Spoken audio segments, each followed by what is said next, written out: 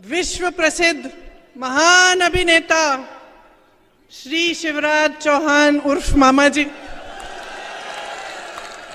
Acting में तो अमिताभ बच्चन के कान काट लें, लेकिन जब काम की बात होती है तो फट से असरानी का रोल पकड़ लेते हैं।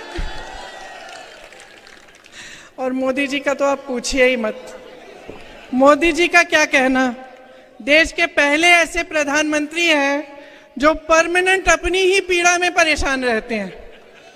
कर्नाटका गए, बड़ी लंबी लिस्ट ले गए कि भाई मुझे इतनी गालियां दी हैं, यहाँ भी कहने लगे मुझे इतनी गालियां दी हैं, रोते ही रहते हैं। लगता है आपने वो सलमान खान की पिक्चर देखी है तेरे नाम, उसमें सलमान खान शुरू से अंत तक रोते ही रहते हैं। मैं तो कहती हूँ मोदी जी के लिए भी पिक्चर बना देते हैं, उसका नाम रखेंगे मेरे नाम। वैसे एक बात है, मोदी जी ना आदमी की पहचान में टॉप क्लास है। दुनिया भर के गद्दारों और कायरों को इकट्ठा करके अपनी पार्टी में ले लिए। मुझे तो बेचारे आरएसएस और भाजपा के जो अच्छे कार्यकर्ता हैं, जो सालों से संघर्ष कर रहे हैं अपनी पार्टी के लिए, उन पे तरस आती है कि क्या पता ये कायरों की सेना ही उनकी पार्टी को चलाने ना लगे। ये है हालात। अब मजाक एक तरफ, आपके काम की बात करते हैं। देखिए, मैं आपसे एक सीधी सी बात कहती हूँ, हम मध्य प्रदेश में हैं, बगल में छत्तीसगढ़ है, वहाँ कांग्रेस की सरकार है, यहाँ भाजपा की सरकार है। तो देखते हैं भाई आपकी सरकार ने क्या किया, छत्तीसगढ़ की सरकार ने क्या किया, और देखते हैं का मतलब ये नहीं है कि प्रियंका गांधी स्टेज पे खड़ी है कह रही है तो आप मान जाए। मत मानिए, आप खुद पता करिए।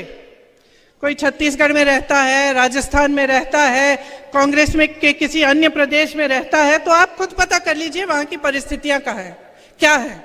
मेरी बातों पे मत चलिए, मेरा काम है आपको बताना, मैं बताऊंगी। देखिए, छत्तीसगढ़ में किसानों के कर्ज माफ हुए। मैंने आपसे कहा कि धान 2600 रुपए का, हम 2600 हो गया है, अब पहले 24 था, अब 2600 हो गया है, 2600 में खरीद रहे हैं। वहां वन उपज के लिए समर्थन मूल्य मिल रहा है। धान छोड़िए, गेहूं छोड़िए, वन उपज के लिए मिल रहा है। जो महंगाई देश की जो केंद्र सरकार है उसने थोपी है जनता पे, उससे बचाया जा रहा है लोगों को। जो आपके पैसे हैं आपकी जेब में वापस दिए जा रहे हैं।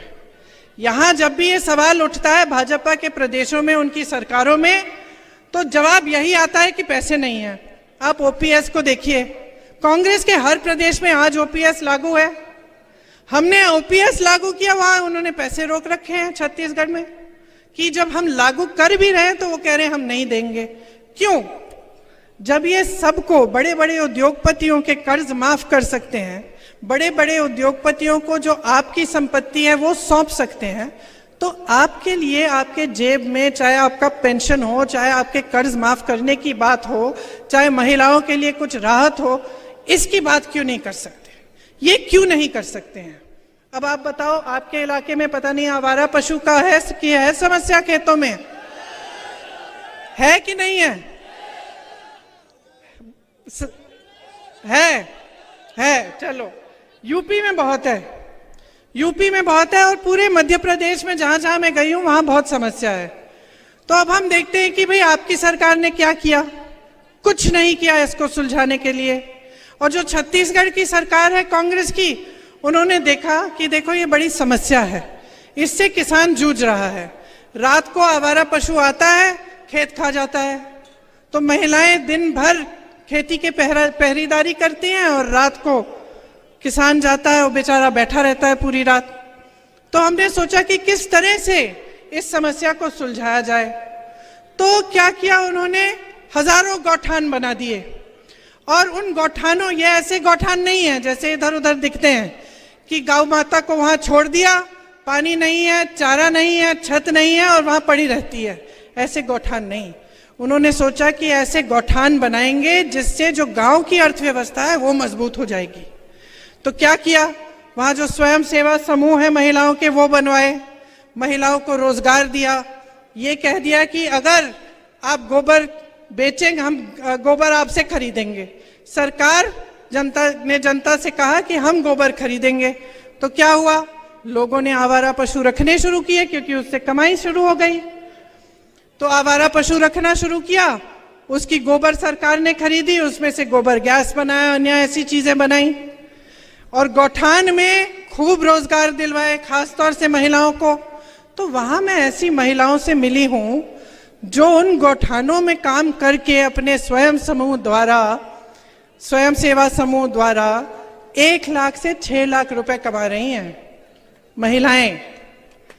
तो एक बड़ी समस्या थी, उसको सुलझाने के लिए दिमाग लगाया गया और ये तय किया गया कि हम इस तरह से सुलझाएंगे कि जनता की सुविधा हो जाएगी। और आज मध्य प्रदेश में किसान उसी से जूझ रहा है। मैं तो कहती हूँ नकल ही कर लेते। छत्तीसगढ़ में जो प्रोग्राम है, जो योजना है, उसकी नकल करके यहाँ कर लेते हैं, उतना भी नहीं किया। तो जो आपकी बड़ी बड़ी समस्याएं हैं उससे आज आप जूझ रहे हैं, बहुत परेशान हैं। गांव को मजबूत करने की जो बात होती है ना, वो शुरू में महात्मा गांधी जी ने की थी। ग्राम स्वराज कहते थे उसे। कहते थे कि जब तक ग्राम स्वराज पूरी तरह से नहीं होगा तब तक ये देश पूरी तरह से स्वतंत्र नहीं हो सकता, ये कहते थे गांधी जी। तो जो कांग्रेस की सरकारें हैं वो चाहते हैं कि ग्राम में मजबूती आए, गांव में, मतलब जो गांव का गरीब है उसे ग्रामीण रोजगार भी मिल जाए, उसे पलायन करने की जरूरत ना हो।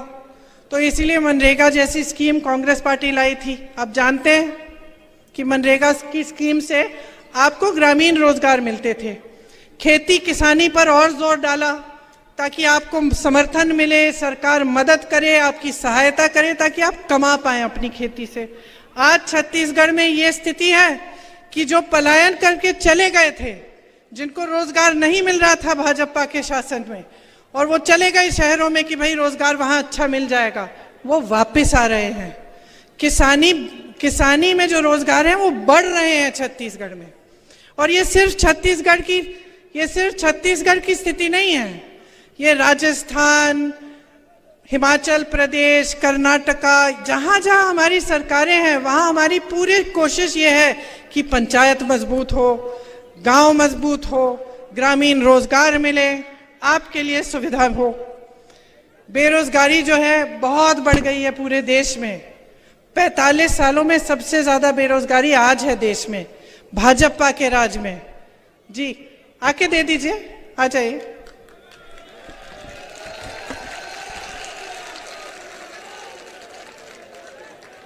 इधर से आ जाइए।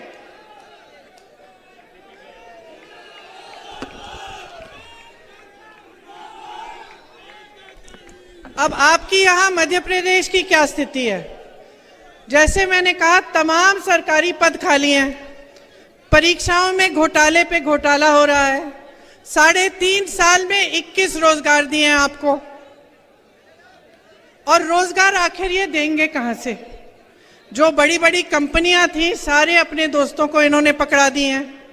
मोदी जी ने जो बड़ी बड़ी सरकारी कंपनियां थी वो, और जो जहां से रोजगार मिलता था, जो हमारे बंदरगाह है, जो हमारे एयरपोर्ट है, जो हमारे हवाई अड्डे हैं, सब अपने बड़े बड़े उद्योगपति मित्रों को दे दिए। तो वहां से तो रोजगार आना नहीं है। फिर लोग खेती में रोजगार मिल जाता था। अब किसान को इतना परेशान कर रखा है महंगाई से, और इनकी सहायता करने के बावजूद इनको और परेशान किया हुआ है। तो खेती से नहीं मिल रहा है रोजगार। अच्छा, फिर रोजगार मिलता था छोटे उद्योगों से, जो जैसे यहाँ दुकान है, ये छोटे छोटे जो उद्योग दिख रहे हैं, यहाँ दुकान दिख रहे हैं, इनमें से रोजगार मिलता था। आपने नोटबंदी थोप दी, उसके बाद आपने जीएसटी डाल दी, बीच में कोरोना आ गया। दुनिया भर में जहां जहां कोरोना था, दुनिया भर में छोटे दुकानदारों की, छोटे उद्योगपतियों की मदद की गई थी, ताकि वो जो कोरोना में जो उन्होंने पैसे नहीं बनाए, जो नहीं बना पाए, उनकी थोड़ी राहत हो जाती और जो रोजगार थे वो बने रहते। ये भी नहीं किया। तो जहां जहां से आपको रोजगार मिलना था वहां मुश्किलें हैं और रोजगार नहीं मिलता। तो ये जब बड़ी बड़ी खोखली घोषणाएं करते हैं ना कि करोड़ों रोजगार दिलवाएंगे, तो आपको समझना चाहिए कि आपके साथ क्या हो रहा है। ये जो सरकारें हैं, आपके प्रदेश की सरकार और केंद्र की सरकार, ये सिर्फ और सिर्फ बड़े बड़े उद्योगपतियों के लिए चल रही है। आप अडानी जी का नाम लेते हैं, 16,000 करोड़ रुपए अडानी जी एक इंसान बना रहे हैं एक दिन में। सोच लीजिए, एक दिन में एक इंसान कमा रहा है 16,000 करोड़ रुपए। और कैसे कमा रहा है? क्योंकि उसके हजारों करोड़ के कर्ज माफ हो रहे हैं, उसको देश की संपत्ति सौंपी जा रही है, और जितने उसके अपने बिजनेस हैं उसको तो आप बताइए जरा मुझे, आपको मालूम है अडानी जी क्या बनाते हैं? कोई बताएगा? जैसे आपको मालूम है टाटा ट्रक बनाती है, बिरला कुछ और बनाते हैं। कोई ये बता सकता है आज के दिन में कि अडानी जी क्या बनाते हैं? क्या? पागल बनाते हैं। देखिए, अडानी जी क्या बनाते हैं वो देश में किसी को नहीं मालूम, लेकिन ये सरकार सब कुछ उनको सौंप रही है, ये सबको मालूम है। आज बच्चा बच्चा जानता है कितना भ्रष्टाचार हो रहा है। ये लोग कहते हैं हम भ्रष्ट हैं, हम कहते हैं ये भ्रष्ट है। अब आप कहोगे कि भाई सच कौन कह रहा है? आप खुद देखिए, इससे कोई बड़ा भ्रष्टाचार हो सकता है कि देश की संपत्ति को उठा के आपने एक उद्योगपति को दे दी। देश के हवाई अड्डे, देश के बंदरगाह, आप बताओ इससे बड़ा कोई भ्रष्टाचार हो सकता है? तो जवाब आपके सामने है, सब कुछ आपको दिख रहा है। महिलाओं के लिए इन्होंने कहा आरक्षण करेंगे, सब महिलाएं बड़ी खुश हो गई कि भाई आरक्षण हो जाएगा, हम भी चुनाव लड़ पाएंगे अच्छी तरह। बाद में पता चलता है कि 10 साल बाद तक ये लागू नहीं होगा। चुनाव आ रहा है, कह दिया लाडली योजना। चुनाव से पहले महिलाओं को कोई पूछ ही नहीं रहा है। तो ये परिस्थितियां आपके सामने हैं। महिलाओं के लिए इतना काम हो सकता है। जहां हमारी सरकारें हैं वहां महिलाओं को खूब मौके दिए हुए हैं। आंगनवाड़ी बहनों की मानदेय बढ़ाए हैं, स्वयं सेवा समूह के कर्ज माफ किए हैं, महिलाओं के लिए खास क्लिनिक खोले हैं जो महिलाएं चलाती हैं, खुद महिलाएं चलाती हैं, और वो क्लिनिक सिर्फ आप बहनों आपके लिए हैं। श्रमिकों की बेटियों के लिए 20,000 रुपए दिलवाए, शादी के लिए 50,000, लड़कियों को पीजी तक मुफ्त शिक्षा करा दी। और जो पाठशालाएं बनाई हैं प्रदेश में, छत्तीसगढ़ में, उन पाठशालाओं में जो इंग्लिश मीडियम पाठशाला है उसमें 50% आरक्षण महिलाओं को दिया हुआ है। तो इतने काम हैं जो हो सकते हैं। ये ऐसी बात नहीं है कि सरकार आई और काम ही नहीं हो पा रहा है, भाई हमारे पास पैसे नहीं है, फंड्स नहीं है, ये बहाने हैं बहनों और भाइयों। जहां सरकार की नीयत ठीक होती है ना, वहां पे काम बहुत हो सकता है। कल मैं जब छत्तीसगढ़ में थी, गर्व होता है, बहुत गर्व होता है। मंच पे खड़े होते हैं तो हम नेताओं को भी गर्व होता है कि भाई जो हम बात कर रहे हैं, अपने काम की बात कर रहे हैं, कि हम कह पा रहे हैं कि देखो हमने कितना किया है, देखो आपने हम में भरोसा किया, आपकी संपत्ति हमारे हाथों में थी, हमने वो संपत्ति आपको लौटाई है। हमने ऐसी योजनाएं बनाई हैं जिससे आपके कर्ज माफ हुए, जिससे आप अपने पैरों पे खड़े हो पाए, जिससे कोई नौजवान हो उसको अपना बिजनेस शुरू करना पड़े उसके लिए हमने सुविधा बना दी, रोजगार दिलवाए। तो हम जब खुद मंच पे खड़े होके ये बातें करते हैं तो हमें खुद गर्व होता है, और ये महसूस होता है कि चलो आपने 5 सालों के लिए हमें आपने अपना भरोसा दिया, आपने ये सोचा कि हम कुछ करके दिखाएंगे, और हमने कुछ करके आपको दिखाया। जब मैं राजस्थान जाती हूँ और मैं एक ऐसे शख्स से मिलती हूँ जिसके हार्ट का ऑपरेशन मुफ्त में हो गया, और वो ऐसे करके कहता है कि ये जो योजना है दीदी, इसकी वजह से मुझे 1 पैसा नहीं देना पड़ा, तो अच्छा लगता है, क्योंकि एक जिम्मेदारी होती है आपके प्रति, एक जवाबदेही होती है। मैं जहां जहां जाती हूं मैं एक कहानी बताती हूं कि जब मेरे पिताजी प्रधानमंत्री थे, उनके साथ मैं अमेठी घूमती थी, उनका चुनावी क्षेत्र था।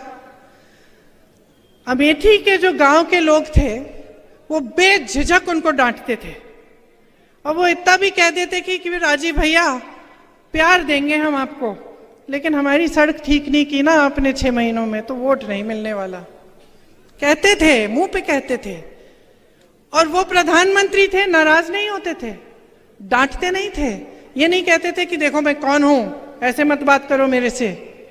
सर झुकाकर उनसे कहते थे कि हाँ, इसका ऑर्डर मैंने दे दिया, इसमें देर लग गई है।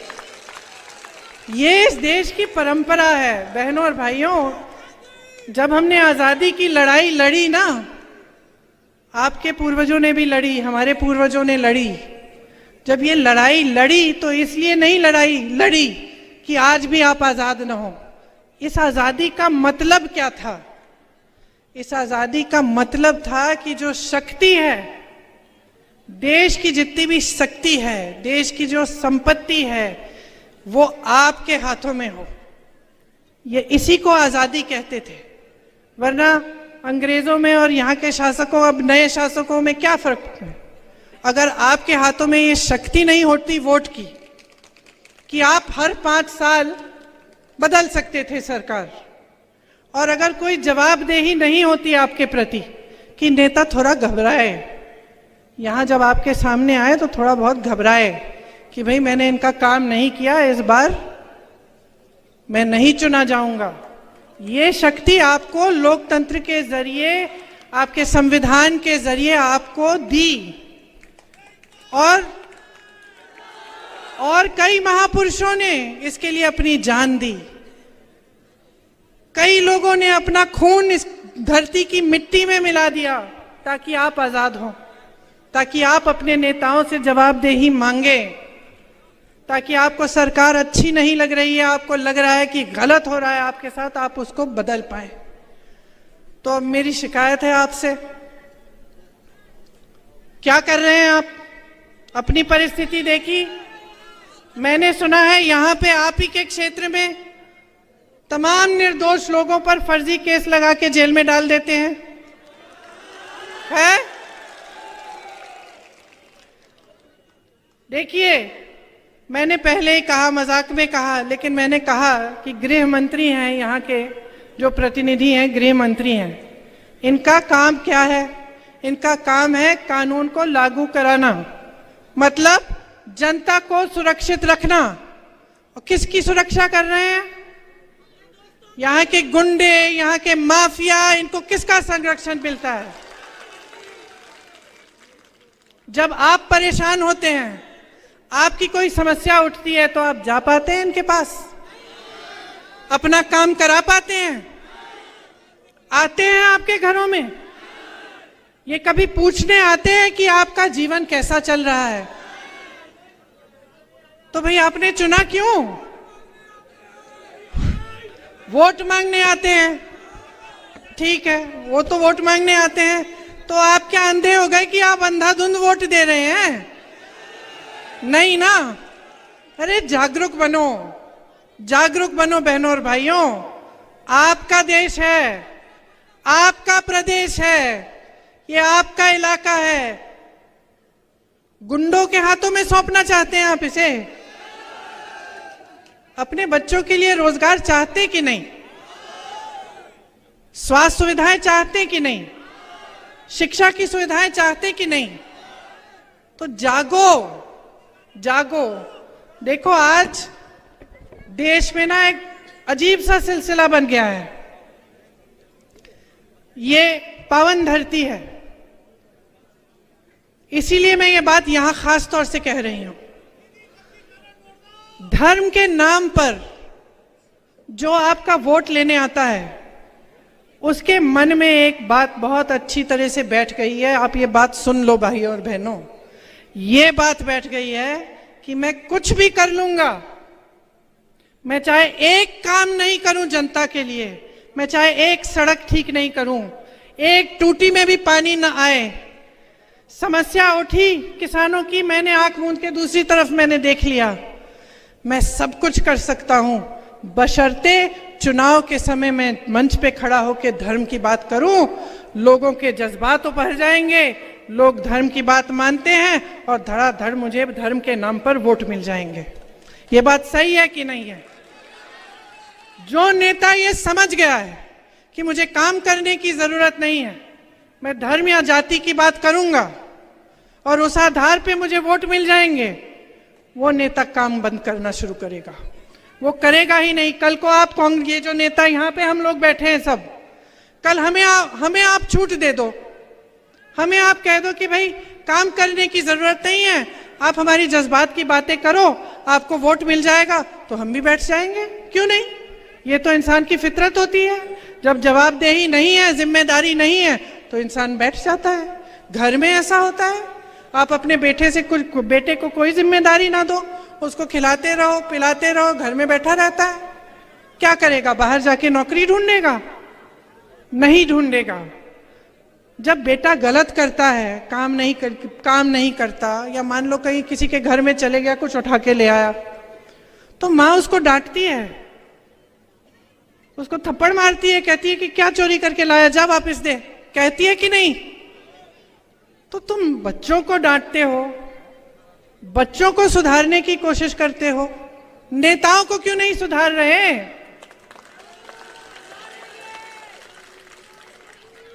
ये आपकी धरती है, बार बार मैं कह रही हूं, आपकी अमानत है, बार बार मैं कह रही हूं। लोकतंत्र ने शक्ति आपको दी है, ये जो आपका वोट है ना, सबसे बड़ी शक्ति है, इसको मत नकारो, इसको खाम-खा धर्म के नाम पर, जाति के नाम पर मत दो।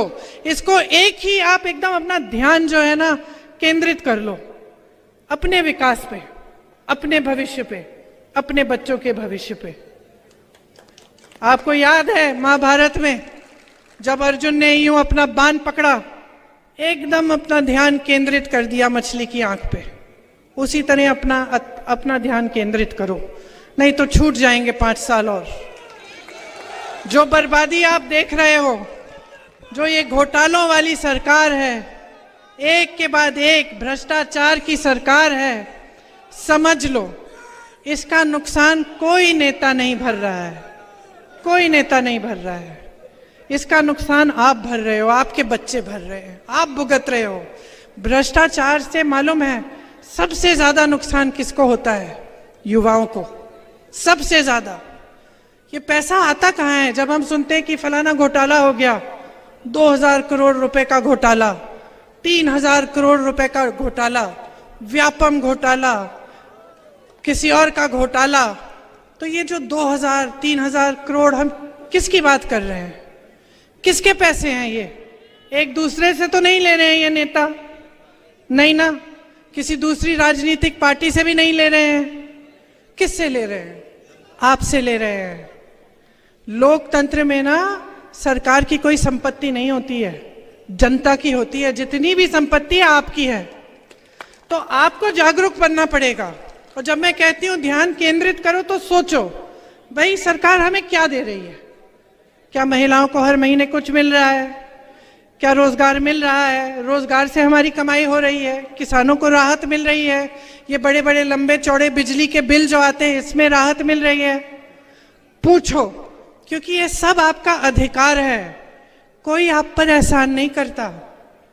हम जब कहते हैं ना, नेताओं की आदत भी खराब कर दी आपने, कहते कि हम दे रहे हैं, हम आपको हर महीने पैसे देंगे, कहते हैं ना सब नेता, कहते हैं कुछ नहीं दे रहे हैं, ये सब आपका पैसा है, आपको वापस कर रहे हैं। कहना चाहिए हम आपका पैसा लौटा रहे हैं, ये कहना चाहिए। तो आदत खराब मत करो। अब बहुत समय हो गया है, 18 सालों से भुगत रहे हो। अगर आपने खुद अपने जीवन में खूब तरक्की देखी है, आप खुश हो, आप परेशान नहीं हो, तो ठीक है, फिर से भाजपा की सरकार बना दो। नहीं, मैंने सुना है कि इस बार खासतौर से दतिया में बदलाव आ रहा है। मैंने सुना है कि खनन माफिया, लैंड माफिया से आप छुटकारा चाहते हैं। मैंने सुना है कि जो भ्रष्टाचार हो रहा है, जो मिलावट हो रहा है, नशाखोरी हो रही है, इससे आप छुटकारा चाहते हैं। सही सुना है? तो मन बना लो, मन बना लो भाई और बहनों, इतना मुश्किल नहीं है, एक वोट की बात है। आज आखिरी दिन है प्रचार का, सोच समझ के अपना वोट दो। मेरी दादी जी इंदिरा जी कहती थी कि जनता में सबसे ज्यादा विवेक है। जब जनता ने उन्हें हराया, मालूम है आपको, 77 में उनको हराया, अपनी ही सीट हार गई थी, काफी समय के लिए मायूस थी, घर में ही बैठी रहती थी, कुछ महीनों के लिए कमरे में ही रहती थी। उस समय उन्होंने ये नहीं कहा कि जनता ने गलत किया, उस समय उन्होंने ये कहा कि मुझसे कुछ गलती हो गई होगी, मैंने कुछ ऐसा किया है जिससे जनता नाराज है और मुझे उसमें सुधार लाना है। ये होता है असली नेता।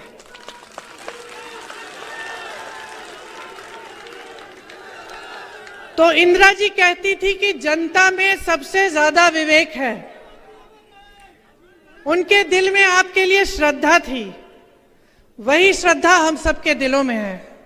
इसलिए मैं यहां आती हूं, आपसे वोट नहीं मांगती, आपसे शिकायत करती हूं और आपसे जागरूकता मांगती हूं, क्योंकि मेरे मन में भी आपके लिए श्रद्धा है।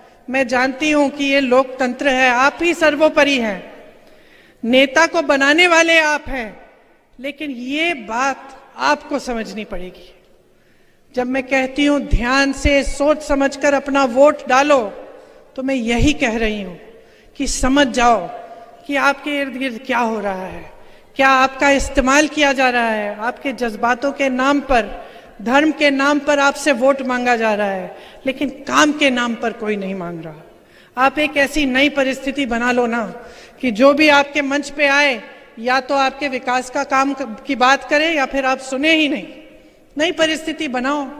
आप सोचो, हम 10-20 नेता बैठे हैं, आप हजारों की जनता हो, हमने फिजूल की बात शुरू की, आप चिल्लाना शुरू कर लो, बोलो हमें नहीं सुननी है बात, हमारे काम की बात सुनाओ, तो हम मजबूर हो जाएंगे ना। हम आपके गांव आए, हमने काम नहीं किया आपके लिए, बहुत घोषणाएं की थी, बहुत वचन दिए थे, पूरे नहीं किए, तो जब हम गांव आते हैं तो हमें जवाबदेह बनाओ। अमेठी की जनता करती थी, ज्यादा साल नहीं गुजरे हैं, बस ये हो गया है कि आपको जो धर्म के नाम पर जो जिस तरह से आपके सामने जो प्रचार किया गया है, उससे आपका नुकसान हुआ है। क्योंकि किसी को धर्म का इस्तेमाल नहीं करना चाहिए। धर्म हम सबके दिलों में है, हम हिंदुस्तानी हैं, चाहे किसी भी धर्म के हों। धर्म में हमारी बहुत आस्था है। तो मैं सिर्फ ये कहना चाहती हूं कि नेता के दिल में भी जनता के प्रति आस्था होनी चाहिए, वही आस्था होनी चाहिए, क्योंकि नेता का एक ही धर्म होना चाहिए, आपका विकास, आपकी तरक्की, आपको सशक्त बनाना। तो मैंने काफी लंबी बातें कर ली, लेकिन मेरी बातों को भूलो मत। परसों वोट देने जाओगे तो ध्यान से मेरी बातों को याद रखो। बदलाव लाना है, दतिया में बदलाव लाना है, मध्य प्रदेश में बदलाव लाना है। आपको अच्छे नेता मिले जो काम करके दिखाएं आपको, जो दिन रात एक करके दिखाएं आपको, जो आप ही के लिए समर्पित हैं, तो आप कांग्रेस को चुनिए। 5 सालों का मौका दीजिए। देखिए छत्तीसगढ़ में क्या हो रहा है, राजस्थान में क्या हो रहा है, कर्नाटका में क्या क्या नहीं हो रहा है।